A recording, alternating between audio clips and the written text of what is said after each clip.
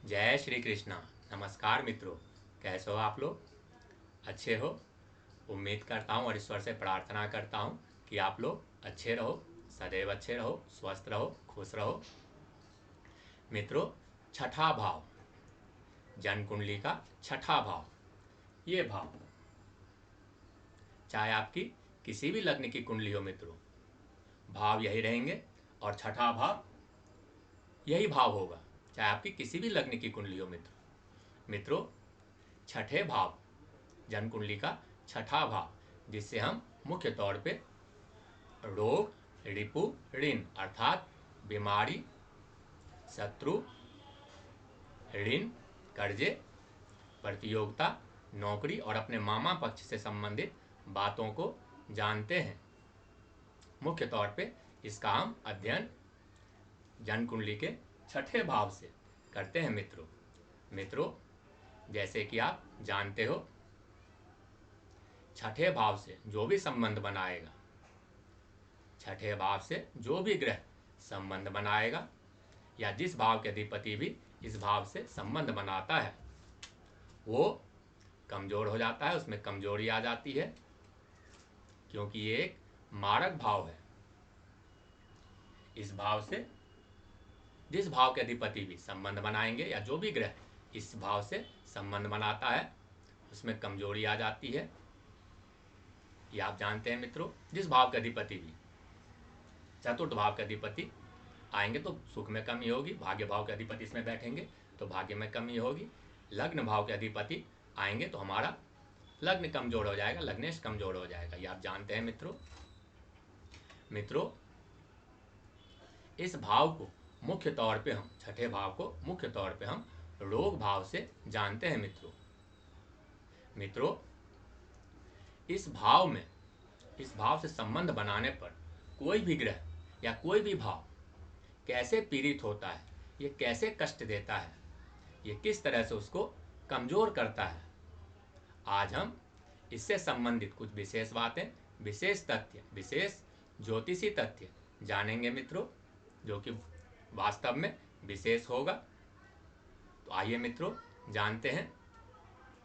मित्रों, जैसे कि आप जानते हैं, इस भाव में जो भी राशि 1 से लेकर 12 तक जो भी राशि होगी, कोई भी राशि हो सकती है, आपकी किसी भी लग्न की कुंडली हो सकती है, तो यहाँ पर 1 से लेकर 12 तक जो भी राशि लिखी हो, जो भी संख्या लिखी हो, उसके स्वामी षष्ठेश होंगे, इस भाव के अधिपति।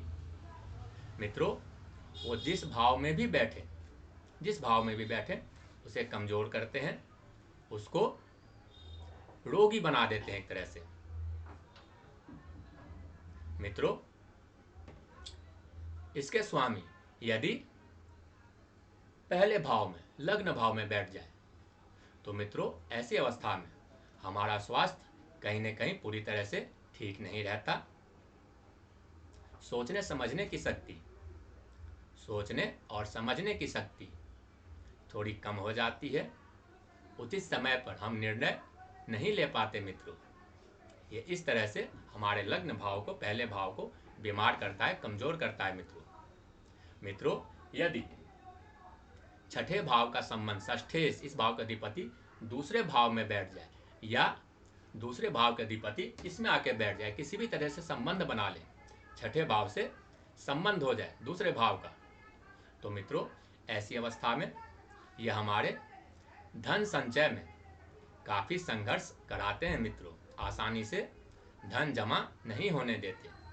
इसके अलावा हमारे घर परिवार वालों से भी हमें अच्छे संबंध नहीं रहने देते।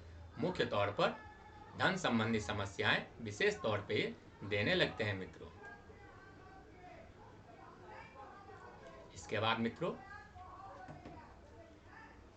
छठे भाव का संबंध यदि तीसरे भाव से हो जाए, तीसरे भाव से, तो दोनों ही मारक भाव हैं, छठा भाव भी और तीसरा भाव भी, तो यदि इनका संबंध हो जाए तो कहीं न कहीं ये कमोबेश लाभ देने वाले भी हो जाते हैं मित्रों। लेकिन मित्रों, इनका संबंध, छठे भाव का और तीसरे भाव का संबंध यदि एक साथ हो जाए किसी भी तरह से, इसके भाव का अधिपति उसमें बैठ जाए या उसके भाव का अधिपति इसमें बैठ जाए, दोनों युति कर ले, जन्म कुंडली में युति करके बैठ जाए कहीं, तो मित्रों ऐसी अवस्था में हमें शत्रुओं से विशेष परेशानी, विशेष कष्ट मिलने लगता है। हमारे भाई बहनों का साथ हमें नहीं मिल पाता मित्रों। हमारे पराक्रम में, हमारे साहस में कहीं न कहीं कमी आती है और हमारा पराक्रम, हमारा साहस, हमारा बल कहीं न कहीं व्यर्थ का, बेफिजूल का, शत्रुओं के पीछे, अपने विरोधियों के पीछे व्यय होता है, बेफिजूल का। इसके बाद मित्रों यदि पंचम भाव का संबंध छठे भाव से हो जाए तो मित्रों कहीं न कहीं ये हमारी शिक्षा के क्षेत्र में परेशानियां लाते हैं। कई तरह के परेशानियां, विघ्न बाधाएं उत्पन्न करते हैं। हमारे संतान संबंधी कई तरह की समस्याएं देते हैं, आकस्मिक धन हानि कराते हैं मित्रों, और बौद्धिक स्तर पे हमें कमजोर करते हैं मित्रों, और कई तरह की समस्याएं देते हैं मित्रों। ये मित्रों यदि छठे भाव के अधिपति छठे भाव में ही बैठे हो, छठे भाव के अधिपति छठे भाव में बैठे हो तो ये एक अच्छी स्थिति होती है। ऐसी अवस्था में जातक कम से कम बीमार पड़ता है या फिर बिल्कुल बीमार नहीं पड़ता। ऐसी अवस्था में जातक शत्रुओं पर सदैव भारी पड़ता है, प्रतियोगिताओं में कम से कम परिश्रम से, कम से कम मेहनत से पास हो जाता है। मामा पक्ष के लोगों से ऐसे जातकों को विशेष सहायता मिलती है मित्रों, और जातक को कई तरह के लाभ होते हैं। इसके बाद मित्रों यदि छठे भाव का संबंध यदि सप्तम भाव से किसी भी तरह से हो जाए, युति कर ले या छठे भाव का अधिपति सप्तम भाव में बैठ जाए, सप्तम भाव का अधिपति छठे भाव में बैठ जाए मित्रों, ऐसी अवस्था में जब छठे भाव का संबंध सप्तम भाव से होता है किसी भी तरह से, तो मित्रों ये हमारे गुप्तांगों में चाहे हम स्त्री हो या पुरुष हो, उसमें किसी न किसी तरह से हमें ये तकलीफ, डिफॉर्मिटीज देने लगता है। इसके अलावा मित्रों ये हमारे शादीशुदा जिंदगी में भी अपनी पति या पत्नी से भी अच्छे संबंध नहीं रहने देता, हमारे साझेदारों से अच्छे संबंध नहीं रहने देता मित्रों। हमारा वैवाहिक जीवन सुखमय नहीं चलने देता, कुछ से कुछ कलेश करते रहता है। इसके बाद मित्रों छठे भाव का संबंध यदि किसी भी तरह से अष्टम भाव से हो जाए तो ये विपरीत राजयोग का निर्माण करता है। इसके लिए मैंने कार्यक्रम बना रखा, आप देख सकते हैं मित्रों। ये कहीं न कहीं आगे जाके लाभदायक होता है जीवन के उत्तरार्ध में, लेकिन पहले ये कहीं न कहीं कष्ट देता है।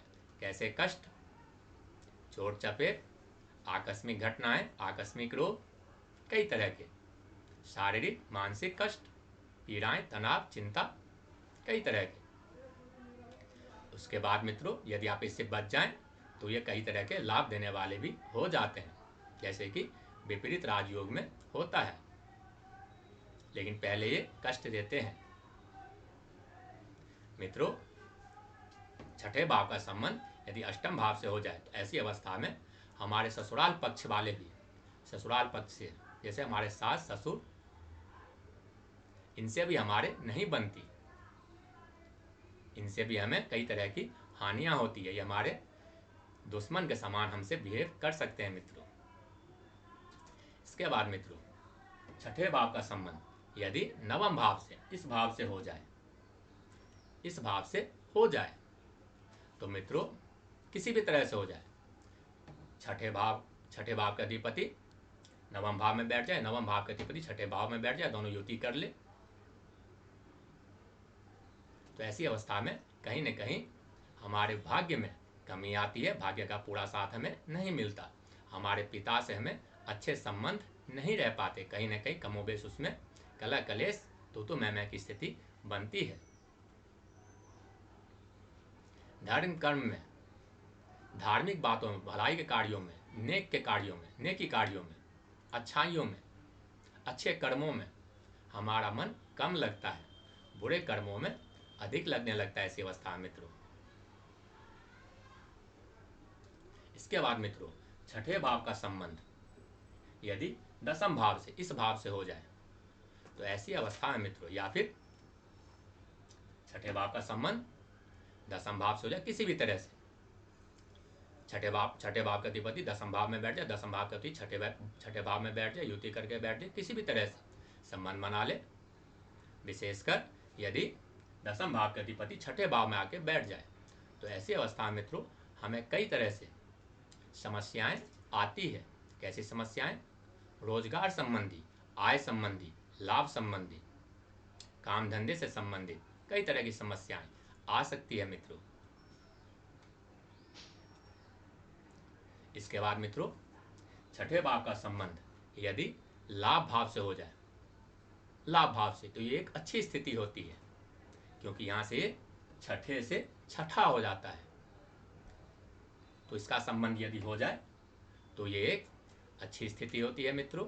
यहाँ पे कम से कम हानि होती है, कम से कम हानि, क्योंकि वैसे भी लाभ भाव में जो भी ग्रह बैठे, पाप ग्रह बैठे या शुभ ग्रह बैठे, ये सभी लाभ देने वाले, सभी हमें लाभ देने वाले हो जाते हैं। विशेषकर पाप ग्रह ये विशेष लाभ देने वाले हो जाते हैं, तो एक अच्छी स्थिति होती है, लाभदायक होती है।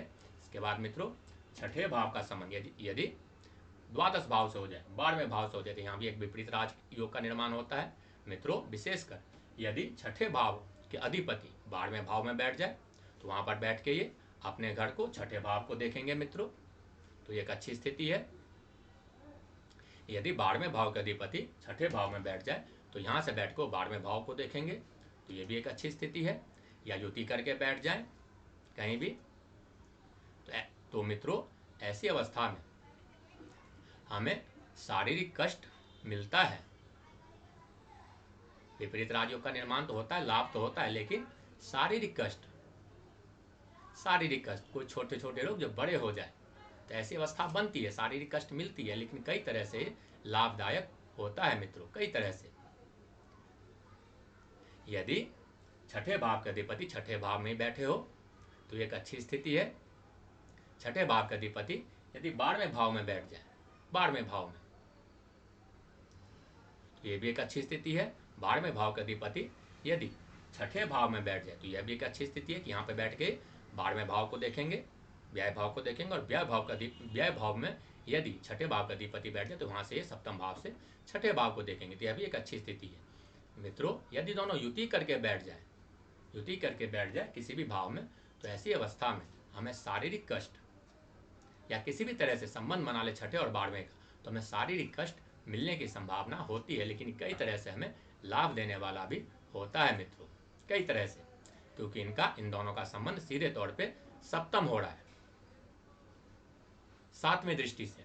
अगर ये यहाँ बैठे तो सप्तम दृष्टि से वहां 12वें भाव को देखेंगे, 12वें भाव में बैठे तो जो भी ग्रह बैठेगा वहां से अपने 7वें दृष्टि से छठे भाव को देखेंगे, सीधी दृष्टि पड़ेगी। तो इस तरह से ये कई तरह से लाभ देने वाले हो जाते हैं मित्रों।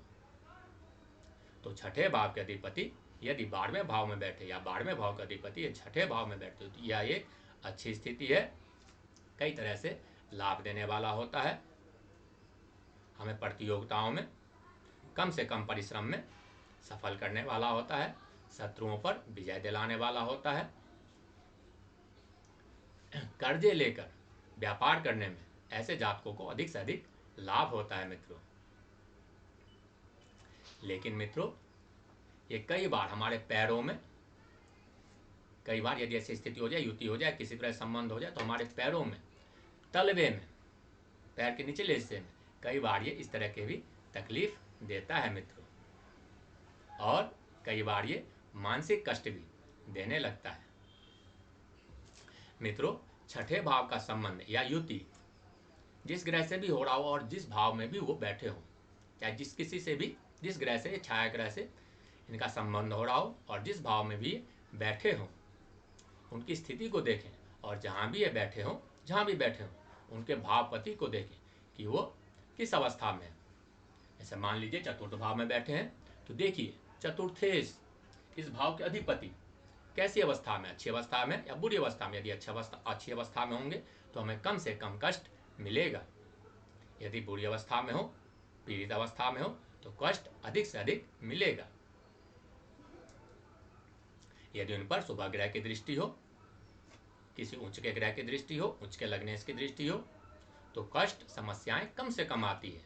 इसके अलावा उन पर यदि एक से अधिक पाप ग्रह की दृष्टि हो, वो अंश बल से कमजोर हो, उसके भावपति कमजोर हो, या वो पाप कर्तर योग में फंसे हो, तो ऐसी अवस्था में समस्याएं कष्ट अधिक से अधिक आती है मित्रों। तो आप देखें, इसके अलावा मित्रों आप अपने लग्न और लग्नेश की भी स्थिति अच्छी से, लग्न और लग्नेश की स्थिति भी, पहले भाव और उसके अधिपति की स्थिति भी अच्छे से अध्ययन कर लें, क्योंकि ये आप होते हो। पहला भाव जन्म कुंडली का सबसे मुख्य भाव होता है, इस पर आपकी पूरी जन्म कुंडली टिकी होती है, तो इसका भाव आप इसके अच्छे से आप अध्ययन कर लें। यदि ये भाव मजबूत स्थिति में हो, अच्छी स्थिति में हो, बलवान स्थिति में हो, तो भी समस्याओं का सामना हम आसानी से कर लेते हैं और विपरीत से विपरीत परिस्थितियों को अपना अच्छा बना लेते हैं। यदि लग्न और लग्नेश भाव, लग्न और लग्न भाव, लग्न और लग्नेश अच्छी अवस्था में हो, पहला भाव और उसका अधिपति अच्छी अवस्था में हो, तो मित्रों आज का हमारा कार्यक्रम, आज का हमारा उद्देश्य छठे भाव से संबंधित कुछ विशेष बातें, कुछ विशेष तथ्य आपको बताना था। आशा है मुझे आपने समझा होगा, आपने लाभ उठाया होगा, समझ में आया होगा आपको। इसके अलावा भी मित्रों यदि आपको कोई और बात जाननी है, कुछ समझ में ना आया हो, कोई उलझन हो, कोई प्रश्न हो, तो आप कमेंट बॉक्स में या व्हाट्सएप में लिख सकते हैं। आपका वेलकम है, जवाब आपको मिलेगा, यह निश्चित है। मित्रों छठे भाव से संबंधित बताने को और भी बहुत सारी बातें हैं, बहुत बातें हैं, तो इसका प्रयत्न करेंगे, मैं प्रयत्न करूंगा कि आपको अगले किसी वीडियो में बताने की, इससे अधिक बातें बताने की, इससे अगले वीडियो में किसी और दिन आपको कोशिश करूंगा मित्रों संपूर्ण जानकारी देने की। तो मित्रों यदि आपको यह वीडियो अच्छा लगा हो, पसंद आया हो, तो इसको लाइक करें, सब्सक्राइब करें, विशेषकर वो दर्शक जिन्होंने अभी तक लाइक या सब्सक्राइब नहीं किया है। मित्रों तो आज के लिए बस इतना ही, मिलते हैं अगले वीडियो में अगले विषय के साथ। तब तक के लिए धन्यवाद, नमस्कार, जय श्री कृष्ण। ईश्वर आपको और आपके परिवार को खुश रखे, सुरक्षित रखे, आपकी सभी मनोकामनाएं पूर्ण करे। भगवान कृष्ण की कृपा आप सब पर सदैव बनी रहे। जय श्री कृष्ण मित्रों।